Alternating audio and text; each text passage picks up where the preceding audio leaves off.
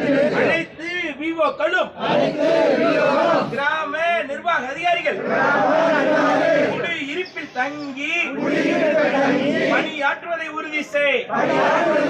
பட்டாவிற்கு விண்ணப்பித்த பட்டா மாறுதல் கேட்டு விண்ணப்பித்த அனைவருக்கும் பட்டா மாறுதலை செய்து கொடு. உடனடியாக செய்து கொடு. வட்டாட்சியர் அலுவலகத்தில் இ சேவை மையத்தை தினம்தோறும் முறையாக செயல்படுத்த நடவடிக்கை மக்களை